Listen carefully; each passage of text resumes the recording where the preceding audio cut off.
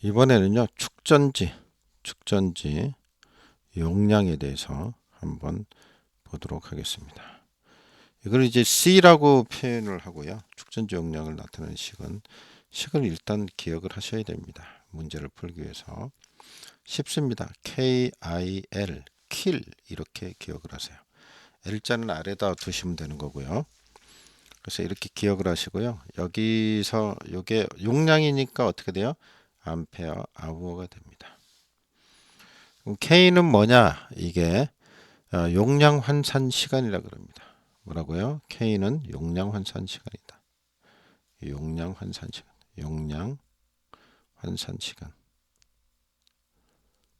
이게 뭔 얘기냐? 그러니까 배터리의 방전 시간을 기준으로 해서 계산한 일종의 계수라고 생각하시면 됩니다. 뭐라고요? 일종의 계수 개념이다. 그 다음에 I는 방전 전류를 얘기합니다. I는 방전 전류를 얘기한다. 방전 전류입니다. 그 다음에 요 L 값은 뭐냐면 L은 보수율이라고 합니다. 보수율.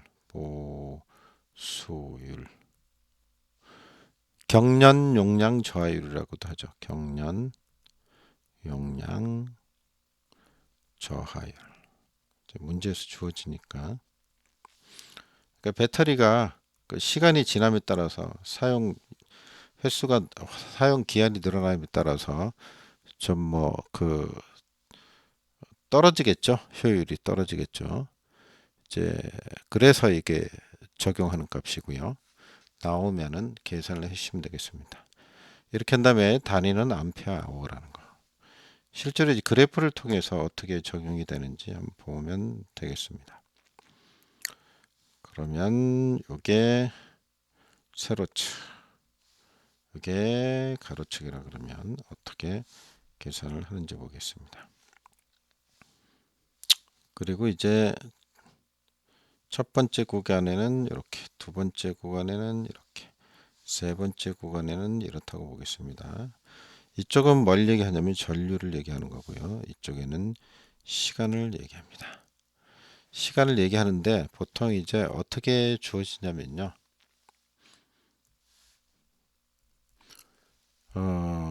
요 구간을 볼 때 이렇게, 자, 여기서 여기 구간, 요거를 K1이라고 그러고, 자, 여기서 여기 구간 K2, 여기서 여기 구간 K3 이렇게 주어질 경우 어떻게 계산을 하는지 보겠습니다.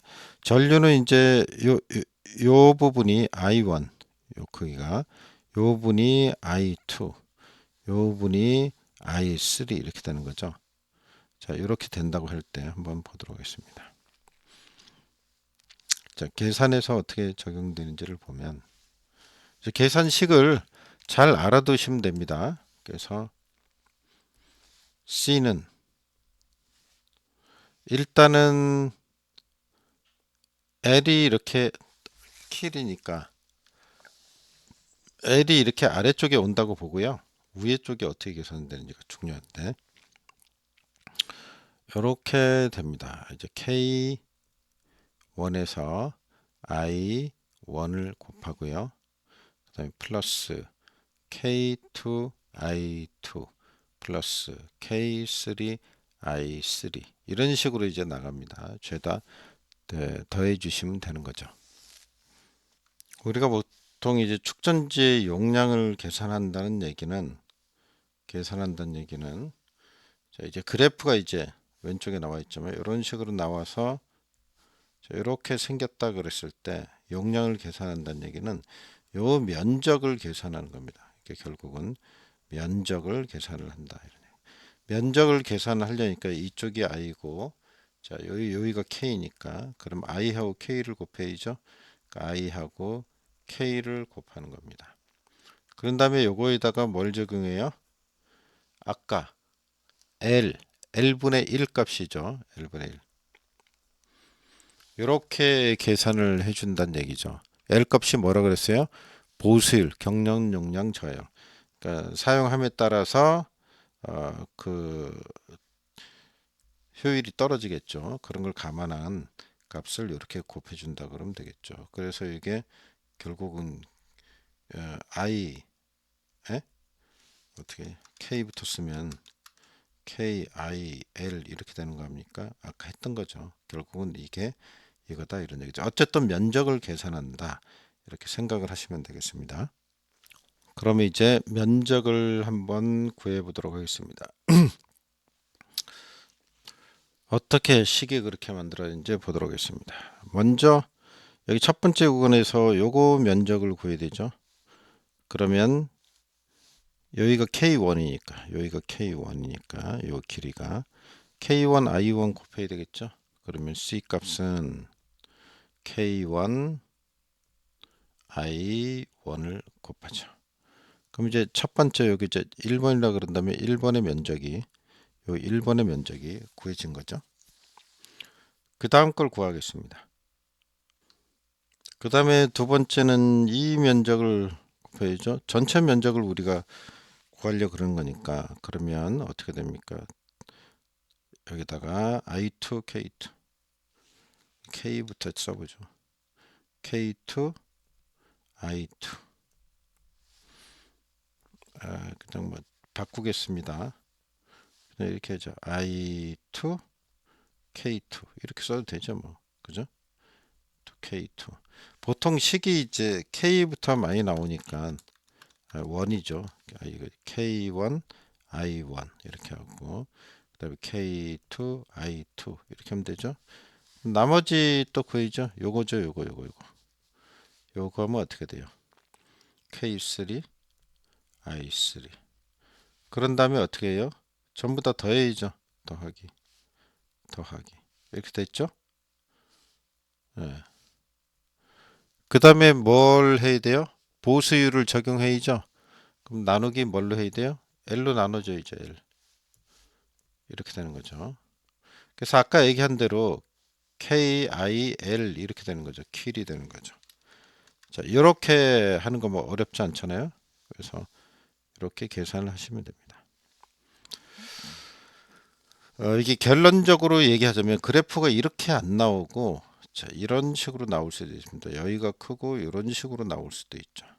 그것 역시 이런 식으로 계산을 하면 되겠습니다. 결론은 그렇게 돼요.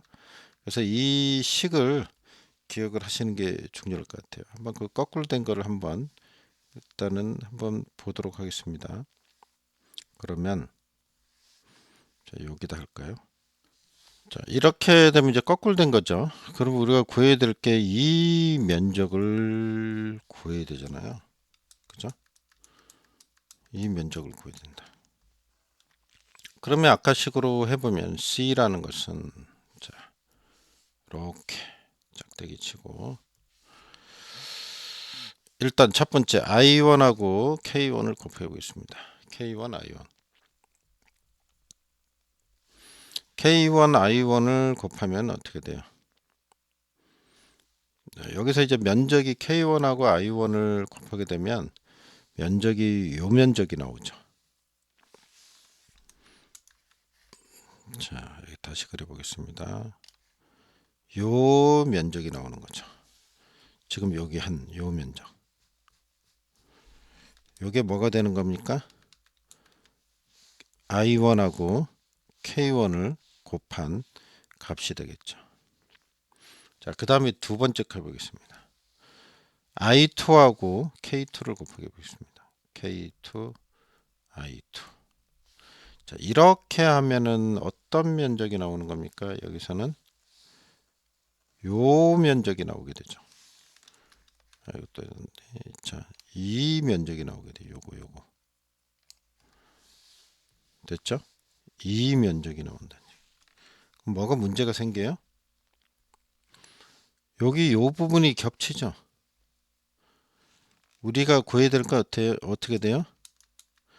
처음에 이걸 구했으니까 새로 구할 거는 여기 면적만 구해야죠.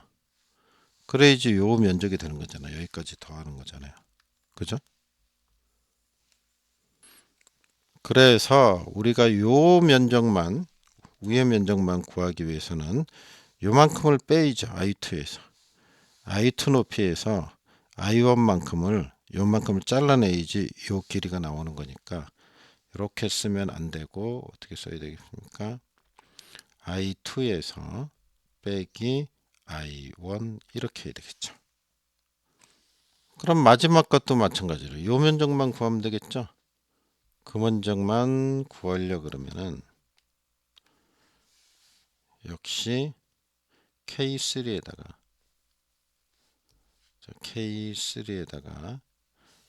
I3에서 I2만큼만 빼면 되죠. 이만큼을 빼내면 되니까 I2, I3 마이너스 I2 하면 되겠죠.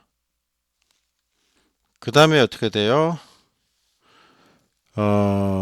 보수율, 경련 용량 저하율을 나눠주면 되죠. 그래서 여기다 L이 오면 되죠. 항상 밑에는 L이니까. 이게 만약에 더 나간다 그러면 계속 뒤에 달아서 쓰면 되겠죠. 그죠? 그래서 요거를 이건 다 더하는 거죠. 더하기 요만큼을 이렇게 나누시면 되겠습니다. 이게 이렇게 나온 경우도 뭐 마찬가지입니다. 이렇게 나왔을 때 여기가 예를 들어서 자 이렇게 됐는데 여기가 I1이다 이렇게 돼 있고요. 아래쪽이 1이 아니고 여기가 I2다 이렇게 돼 있을 때 자, 여기를 K1 이렇게 보고 여기를 K2 이렇게 봤을 때도 위의 공식을 그대로 적용하면 된다는 겁니다. 그래서 K1 I1 한데다가 그 다음에 더하기 이렇게 되는 거죠. 그 다음에 K2 I2 마이너스 I1 일단은 공식에 여기 보면 K1 I1이면 요걸 얘기하는 거 아니에요. 이거 그죠?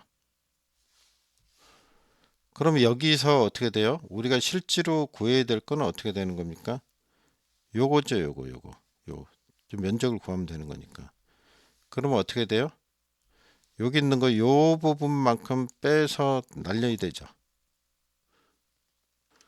그러면 요걸 날려야 되면 K2에다가 I2에서 I1을 빼면 요거에서 요거를 빼는 거 아니에요? 그럼 마이너스 값이 나오겠죠. 마이너스 값. 그죠? 그럼 앞에 플러스가 어떻게 돼요? 마이너스로 바뀌죠. 그래서 결국은 요걸 빼내는 게 됩니다. 마찬가지가 된다고요. 그래서 공식은 똑같다. 이렇게 보면 되죠.